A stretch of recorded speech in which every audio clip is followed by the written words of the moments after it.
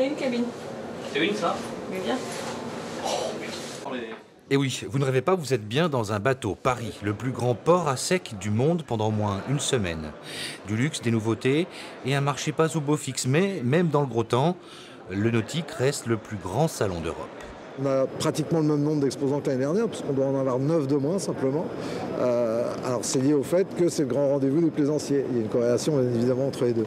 Et c'est le grand rendez-vous des plaisanciers parce que c'est l'occasion de faire le point sur une année qui vient de s'écouler. 9 exposants de moins, donc ça ne reflète pas une situation économique globale.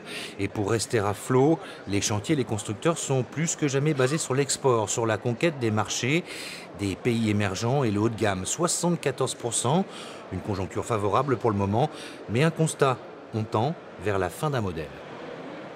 C'est un modèle différent qui s'ouvre, un modèle sur lequel l'Europe et même les États-Unis jouent une place plus modérée et sur laquelle il faut vendre à l'échelle de la planète. C'est plus compliqué parce qu'il faut organiser des transports de bateaux, des actions de promotion. Il y a d'une certaine manière une forme de prime aux grandes entreprises qui ont cette force pour aller sur les marchés très lointains. Mais c'est un enjeu essentiel aujourd'hui. En restant simplement sur les marchés européens, aujourd'hui, c'est difficile de vendre des bateaux.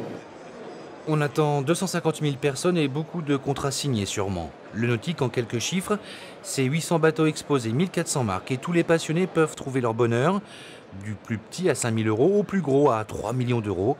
Et ça, c'est sans la place au port.